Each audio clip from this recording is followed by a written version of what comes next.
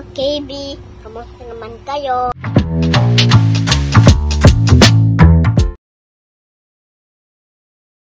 Indeed, so yung 3 points kanina kay JS pala Domingo. yun.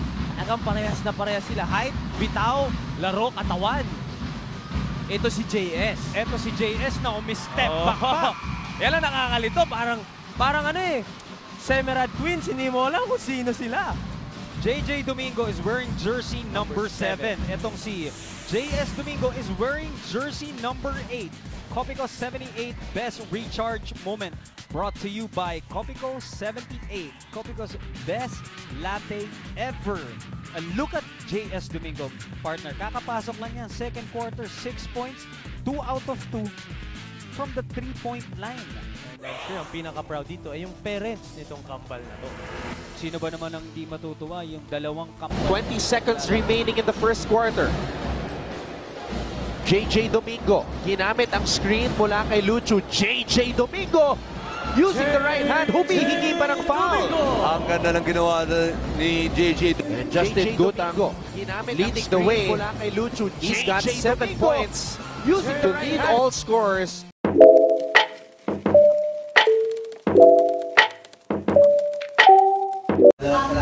Para lang tayo nasa Pilipinas, oh. Ay, wala silang lechong kawali. Kanin mo. Anong in-order mo kay JK Han? Tapos ano rin po? Wow, adobo. Lumpia. Isa.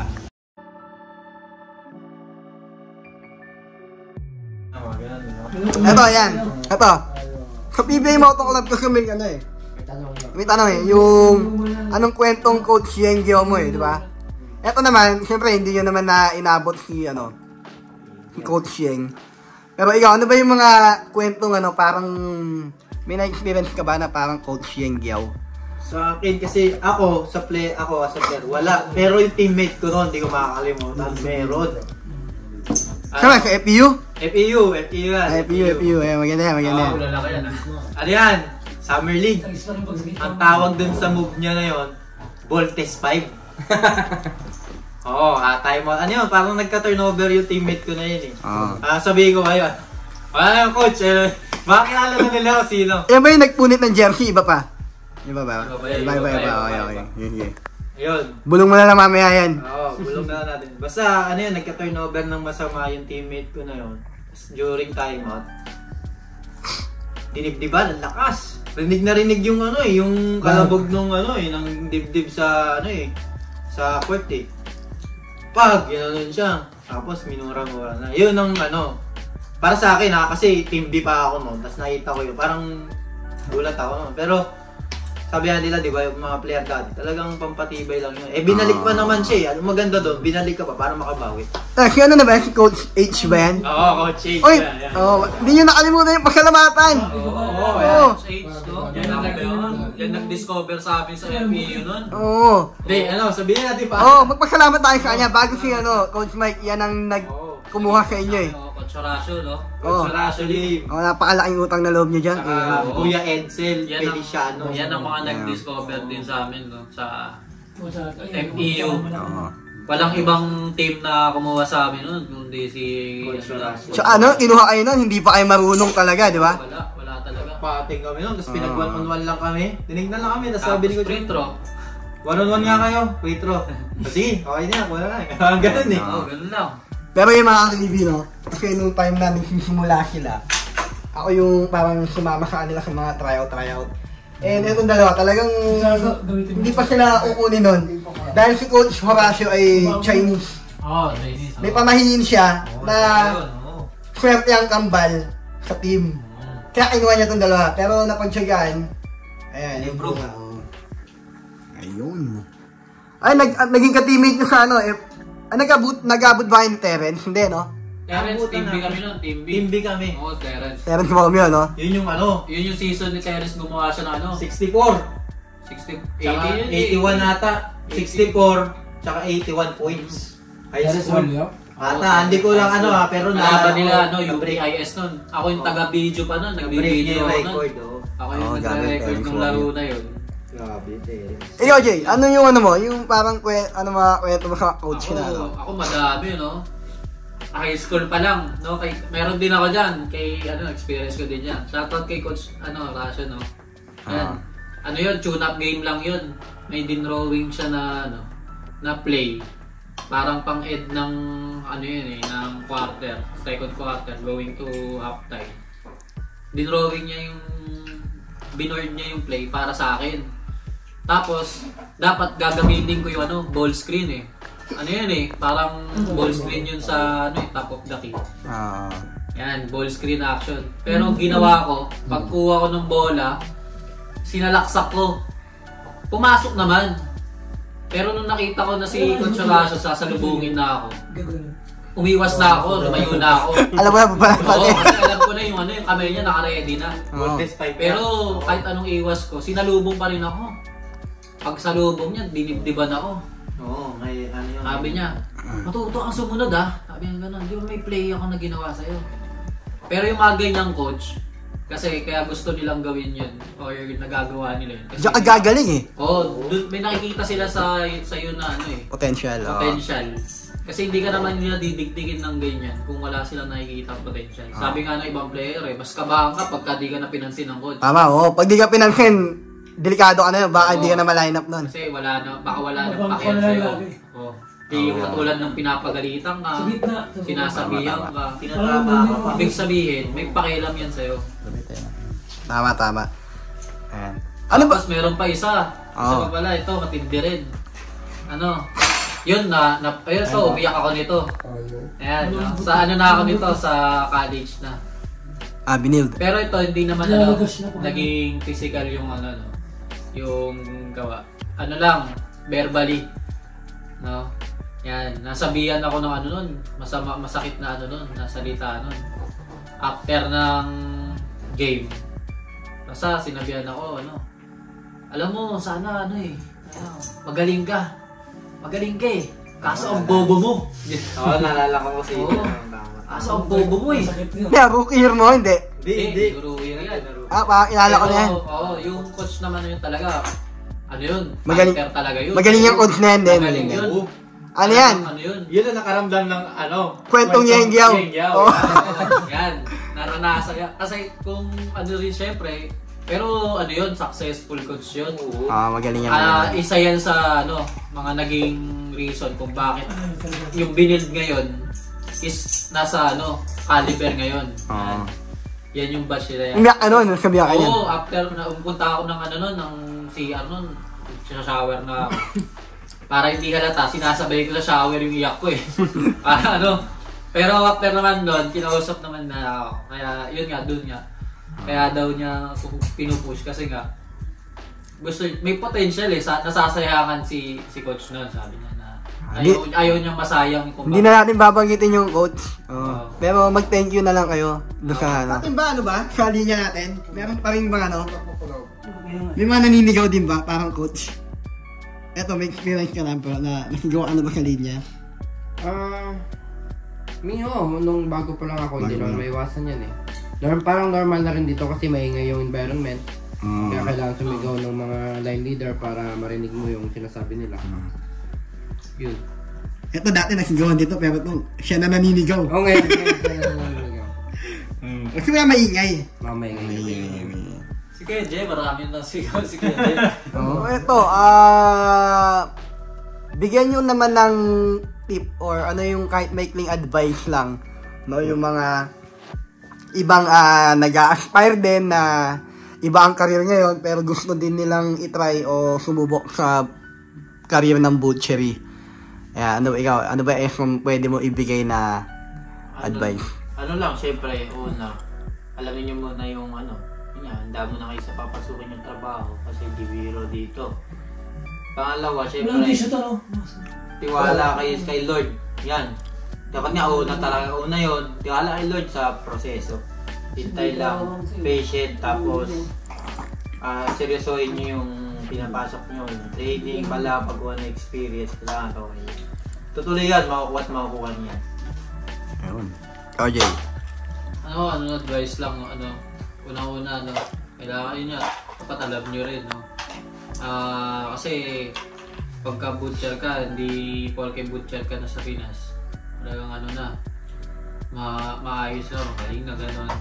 Dito kasi pagkadating mo talaga, iba eh. Back to zero.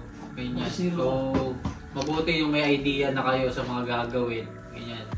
Kaya, mas mainam na ano. Hindi yung mga pagandaan mo talaga, no? Pagandaan mo talaga. Hindi lang mental, physical, lahat anda mo kasi talagang grabe dito. Emotional. Spiritual. Ito, yung mga veterano natin. Papa Diego, ayan, first batch siya eh. Ano ba pwede mong advice kung mga nangangarap din magpunta rito? Pag nangangarap kang pumunta sa ibang bansa, kailangan mo talagang ihanda yung katawan mo, mindset mo, emotion mo, spiritual mo, lahat kailangan mo ihanda. Kasi nandun lahat yung hirap na pagdadaanan mo, yung adjustment mo.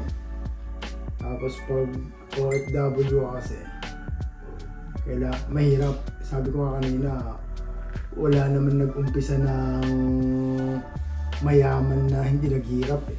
Lahat ng bagay pinaghihirapan niya. Kasi mababa talaga, no? Tama. Kaya Sandy Boy, ang maganda advice. Ito si Sandy, veterano to, galing ng Canada to eh. Highlight wala na ako sa highlight. Ano ba, simpleng advice mo, gustong pumunta rito? Ikaw, kung gusto mong mangarap pumunta sa ibang bansa, kailangan mong isa-isip sa sarili mo na huwag mong iisipin yung sarili mo, isipin mo yung pamilya mo na maiiwan mo sa Pinas. Tama. Huwag mong iisipin na yung pagod, ang pagod kasi kung sa Pinas ka lang aasa, hindi mo kayang buhayin ng pamilya mo. Tama. Mahirap, wala kang kitain sa Pinas. Kaya kung dito ka, huwag mong isipin na mahirap ang trabaho. Lahat pinagdadaanan ng tao. Lahat tayo may problema, physically, mentally, spiritually. Tibay lang. Lakasan lang loob. Kasi kaya ka nag-ibang bansa, hindi sa sarili mo, kundi para sa pamilya mo. Para sa magiging future din ng mga anak mo. Ilan ba pamilya mo? Ako 3. Hindi, ilang family member? Pamilya, loyal yan. Isa lang. Ito, The Master Paul D. Ano ba mga maganda advice ba? Sa akin siguro, sahod talaga. Mas malayo masyado yung sahod dito kaysa sa Pinas. Kaya kailangan nyo mag-abroad para kung gusto nyo... Pag sa Pinas ka lang kasi nag-butcher, wala talaga. Kasi ang tagal kong butcher sa Pinas eh. iPhone 14 yan, no? Oo, hindi ka makakabilin. Dito, parang lang, madali lang bilhin. Ano yan? Parang reward ba? Oo, reward sa sarili mo. Siyempre. Maghihirap, di ba? Maganda yung sipat. Sa una lang naman yung hirap. Pero pag nasanayan mo na yung trabaho. Ay mga ka-KD, no? Sa una lang talaga mahirap. Pag tumagal ka na, mahirap pa rin. Pero kaya mo na. Sa una talaga, masakit. Kaya na. Pero pag nasanay na, hindi na masakit yan, masarap na. No, tama. Tsaka tayo nga, swerte pa tayo eh. Kami mabagong batch, swerte pa kami kasi yung nadatnan nilang mga batch nila, iba. Kaming bagong batch, nag-guide na nila kami, natutulungan nila kami. Kung adjustment namin, mas napapadali compare sa... kasi marami ng Pilipino na tumutulong. Hindi kaya nung batch nung nauna, mahirap, hintay nyo, FMW, apply na kayo dyan. Baka naman, FMW. Marami na pinaral si Kakaib, May shoutout ba? Shoutout? Wala. Shoutout ko yun, Shoutout ko nga pala yung mga ninang namin nung kasal, si Sister Cel, yan, yung asawa niya. So, salamat din kay Sister Cel dahil yun nga, yung pag-asikaso nung kasal namin, hindi biro yun. Mabusisi din. So, more powers po, God bless po. And shoutout ko ulit yung asawa ko tsaka yung anak ko, si Seb. Miss ko na kayo. Si Ma'am, si Popsi, yan, sila Tata. Yan, celebration tayo niyan kasi birthday ni Mamsi. Yan, celebrate tayo. Happy birthday, Mamsi. Nagpa-wine si Kuya Jet. Celebration, birthday ni Mamsi. Birthday ba kayo ng birthday. Yan, shoutout din sa tropa natin, bro. Chris Anthony Sardenia. Si Chris Anthony. Lagi naka-like at comment yan. Ingat ka dyan bro. Sana makapasyal ka dito minsan. Ayan. Shoutout ko lang yung bayaw ko. Sa Santo Lang Pasig. Si CJ Skill. Kay paring John Paul sa Santo Lang Pasig. Kay Roman. Kay Efrain Gaspar Jr. Shoutout sa inyo lang. Ako. Sana makapunta kayo. Yes na ako. Baka malimutan mag-alis. Shoutout sa girlfriend ko. Aliana sa Meron pala. Hello, Tita Yana. Ala ko wala. Mag-alis. Magic, sino na? Jericho, yung mga anak mo, ang pangalan. Shoutout kay Kuya Isaiah. Ayan, no. Ulit. Ayan, mga baby. Kay Jericho, shoutout mo. Lagi ako nandito. Shoutout sa pinamamahal ko asawa. Glenn. Sa pinabalasan ako, sa Lloyd si Eric, kay Era Sophia, sa kasawa ko kay Kiss Gaspar. Shoutout kay Lloyd na nasa Canada na ngayon. Yun, kay Lloyd. Well, Lloyd, miss ka na namin. Balik ka na rito, nahanap ka na ni John. Siyempre mga KB, bago natin tapusin yung ating vlog, no? Ayan, banggitin na natin yung mga nagpapa-shoutout. Ayan, shoutout to King Santillan ng Cranswick Watton. Ayan, shoutout kay Kuya Abel Domingo. Ayan, na laging nanonood. Ayan, salamat Kuya Abel. And shoutout din kay Jean Grace Pohas.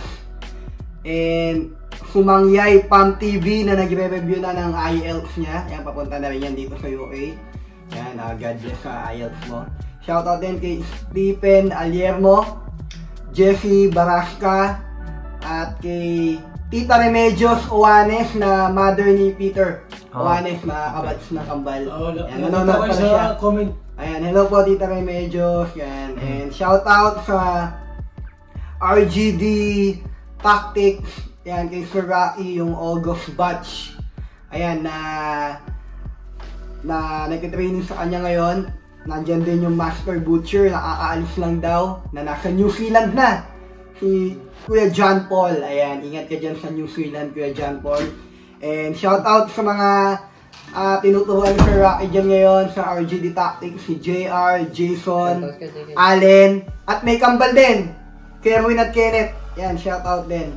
Ayan, mga followers ng Kwentong Butcher. Ayan, shout out sa inyo. Maraming salamat sa inyong laging panonood. Yun. So ayan mga KB, maraming salamat ulit sa inyong panonood. Ayan, and kung meron kayong mga tanong, comment down below lang. Ayan, huwag nyo kakalimutan mag-subscribe at saka mag-like na rin ito sa ating YouTube channel. Ayan, so maraming salamat ulit sa inyong panonood. Sana nag-enjoy kayo sa aming episode today. And kita-kita tayo sa ating next vlog. This has been your ka-KB na lagi nagpapaalala sa inyo that whatever you do it for the glory of God. KB out!